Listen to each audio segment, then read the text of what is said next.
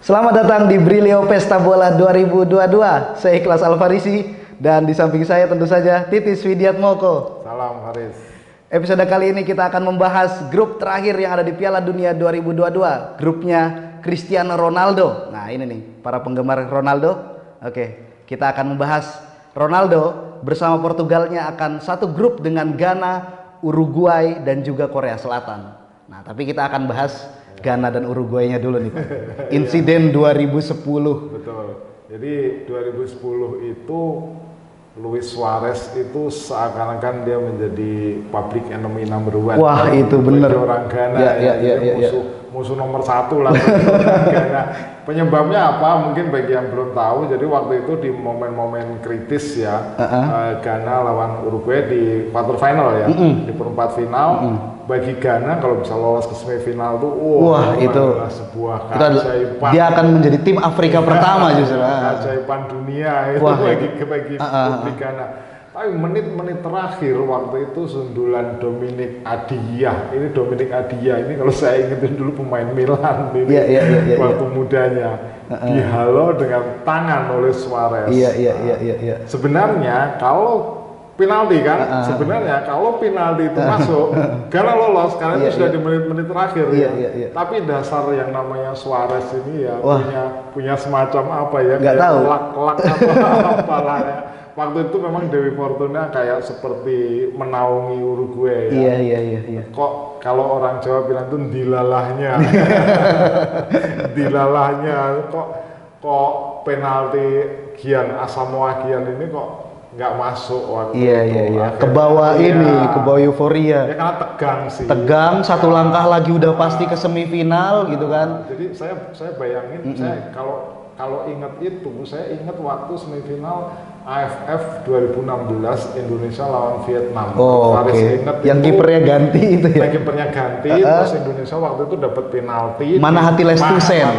Wah itu. Terakhir. Iya. Bayangkan lah, saya orang yang nembak penalti pada momen-momen seperti itu kan tegang. Atau yang baru-baru terjadi, penaltinya Faris pemain Singapura itu. Yang di tepi sama Nadeo. Ya. Nah itulah. Waktu itu Samoa meleset, akhirnya dan adu penalti. Tadi saya bilang Uruguay ini seperti dinaungi Dewi Fortuna, menang lah adu penalti waktu itu. Plot twist ya. Itu yang membuat kenapa laga Ghana melawan Uruguay ini menjadi ramai. Tapi sekarang kita bicara kontemporer ya. Yang terbaru situasinya seperti apa. Nah, kita lihat seperti Ghana itu sudah sangat berbeda dibandingkan dulu ya. Sudah tidak ada lagi Asamoah Gyan ya sekarang. Dibandingkan 12 tahun lalu ya. Sekarang mereka sudah overhaul squad ya. Karena perombakan besar-besaran karena apa? Karena memang prestasi mereka yang cukup buruk belakangan ini ya. Betul. Di Piala Afrika antar bangsa mereka bahkan sempat kalah dari tim yang tidak dikenal ya, Komoro ya. Bayangkan Ghana kalah dari Komoro ya waktu itu ya, itu tahun lalu ya, sehingga mereka menjadi juru kunci grup.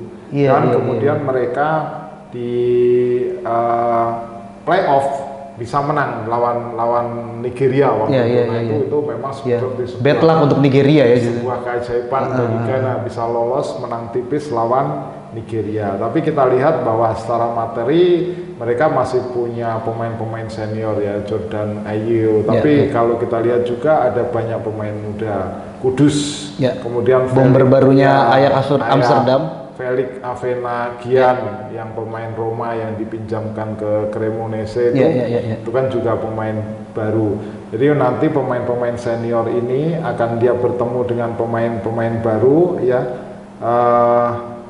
Diharapkan memang bisa menjadi kebangkitan Ghana ya, Ghana dibandingkan dengan prestasi mereka yang cukup buruk. Nah kalau Uruguay ini menarik sekarang gini, jadi mereka sedang berusaha untuk melepas generasi lawas mereka dan membangun generasi transisi baru. Ada di masa transisi, ada Suarez, Edinson Cavani yang bakal melangsungkan turnamen terakhirnya ya mungkin ya. Karena jadi generasi lama mereka itu Diego Godin, kemudian Martin Caceres, Fernando Muslera, kemudian striker mereka Cavani, Edinson Cavani, Luis Suarez, pemain gaek, pemain tua. Tapi sekarang mereka sudah mulai menumbuhkan generasi barunya. Darwin Nunes, Fede Valverde yang tampil luar biasa bareng Real Madrid. Sekarang sedang berada pada masa keemasannya. Nah, di tengah mereka punya Matias Vecino Vecino, Bentancur juga ada Bentancur yang di Spurs ya. Nah, jadi kita lihat apakah revival dari Ghana, kemudian apakah mix generasi, percampuran generasi dari Uruguay ini mana yang akan berhasil. Cuma yang menarik memang adalah nanti kita melihat Uruguay ini yang secara materi memang dia lebih unggul dibandingkan dengan Ghana. Nah, sekarang kita akan bahas tim yang kayaknya paling diunggulkan juga nih di grup ini, bahkan di Piala Dunia. Ada Portugal. Kalau saya sendiri ngerasanya ya Portugal kayak Inggris gitu loh. Jadi dia selalu diunggulkan, tapi ya pencapaiannya di Piala Dunia nggak terlalu jauh gitu. Ya betul sih, Portugal ini kalau kita lihat setelah juara Euro 2016, ya mereka ya seperti yang tadi Faris bilang itu selalu diunggulkan statusnya, tapi pencapaiannya nggak pernah bisa melebihi atau memenuhi ekspektasi dari para publik pendukungnya. Kalau kita lihat di 2 turnamen besar terakhir mereka selalu gugur di perdelapan final. Final. Nah, memang peaknya itu ya di Euro 2016. Padahal ya memang ini seperti jadi pertanyaan ya, kenapa Portugal kok bisa seperti itu meskipun mereka sebenarnya dari sisi pemain nggak pernah habis ya. Mereka ini salah satu negara yang paling bisa dikatakan paling rajin menelurkan bakat-bakat besar sepak bola Dia nggak pernah bisa karena nggak pernah bisa berhenti dalam menjadi sabuk konveyor bagi pemain-pemain top. Jalan terus di setiap generasi itu mau itu Eusebio, mau itu Rui Costa, Luis Figo, Deco, sampai sekarang itu selalu saja ada superstar dari Ronaldo ya kalau kita lihat. Nah sekarang eranya Ronaldo sudah habis. Nah, problemnya misalnya kalau kita lihat Ronaldo ini problemnya apa? Apakah dia ini kemauannya, hasratnya sudah habis? Saya pikir sih enggak sih. Dia pasti mentalitas seorang Cristiano Ronaldo itu dia masih ingin memberi yang terbaik ya. Soalnya berkali-kali ditanya apakah ini Piala Dunia terakhirmu, Ronaldo belum pernah mengkonfirmasi itu. Ya betul. Jadi menurut pandangan saya ini bukan masalah bahwa dia sudah nggak haus gelar lagi. Siapa sih yang nggak ingin Piala Dunia gelar Piala Dunia ya. Cuma dari sisi match fitnessnya kondisi kebugaran 37 tahun. Kemudian dari sisi sharpness-nya ketajamannya kebugaran sudah mulai dipertanyakan ya. Itu tuh yang menjadi tanda tanya ya. Nah, kita lihat juga dari sisi pemain pendukungnya, mereka yang bisa support Ronaldo, ini yang seharusnya dia bisa menjadi pelengkap nanti bagi Portugal. Kalau para support system bagi Ronaldo ini nggak bisa, ya biasanya Portugal akan fail, akan gagal. Seperti biasa Ronaldo, di mana ada Ronaldo bermain, di situ Ronaldo harus menjadi pusat ya. Nah, sulit sekali Ronaldo tuh bermain di klub yang cenderung kolektif gitu.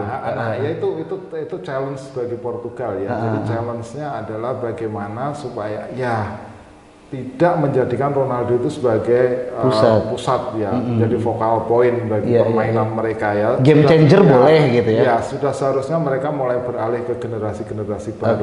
Nah, jadi Portugal ini dia akan bisa menarik ya kalau support system bagi Ronaldo ini bisa cukup bagus. Nah, bagaimana support sistemnya itu bisa disebut misalnya dari chemistry dari pemain-pemain yang satu klub ya. Ada pemain yang datang dari klub yang sama ya. Cancelo misalnya, Bernardo Silva, dan Ruben Dias itu di City. Nah, kemudian Nuno Mendes, kemudian Vitinha, Renato Sanchez itu di PSG.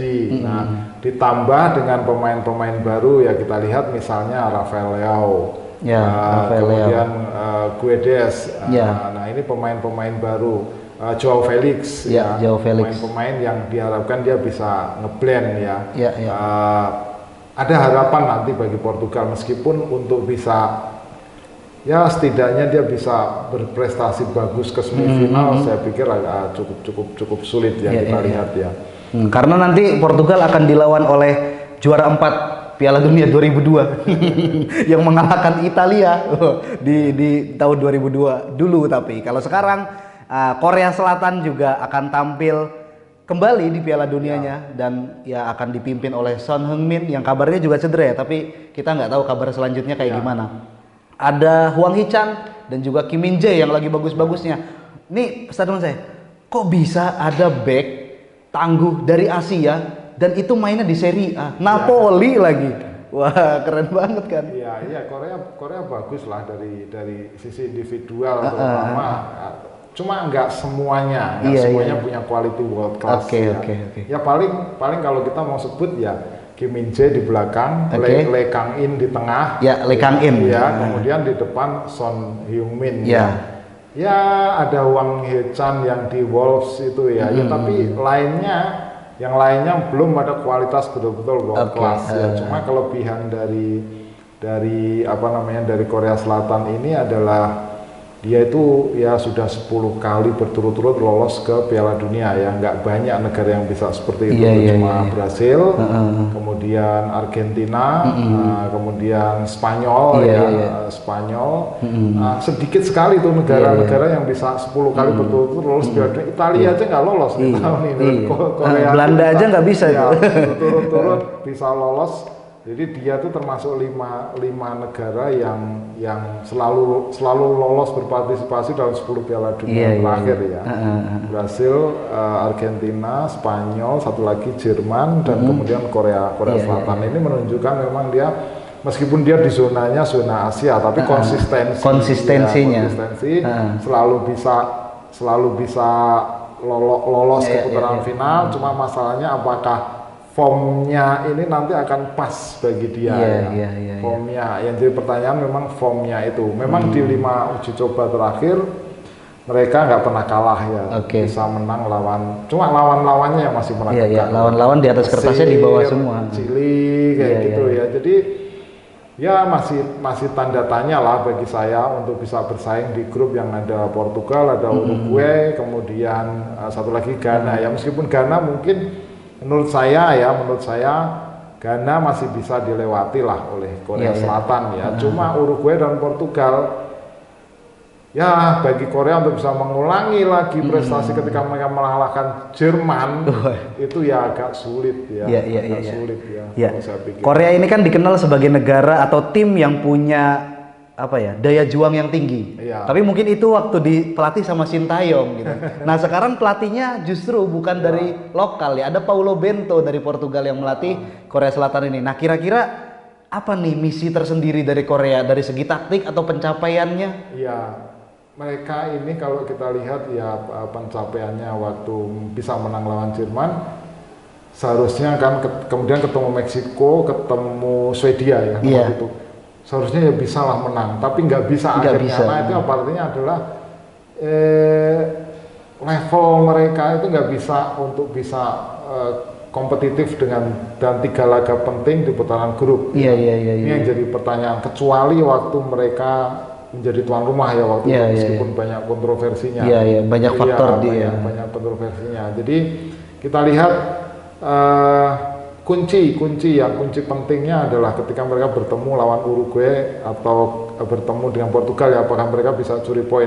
Kalau dari Ghana sih saya optimistis sih mereka bisa menang dari Ghana. Pertanyaannya adalah apakah bisa mereka curi poin dari Uruguay dan Portugal. Dari grup ini sih saya masih mengunggulkan Uruguay dan masih mengunggulkan Portugal sebagai dua tim yang bakal lolos ya. Lolos ya, meskipun banyak yang bilang bahwa ini juga grup yang sebenarnya kompetitif. Iya, kompetitif ya.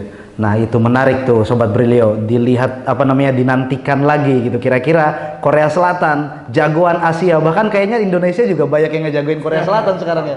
Faktor Sintayong itu ya, ada pemain Indonesia juga yang merumput di Liga Korea. Nah, Sobat Brilio, kita nantikan bagaimana nanti serunya persaingan Piala Dunia 2022 di Qatar.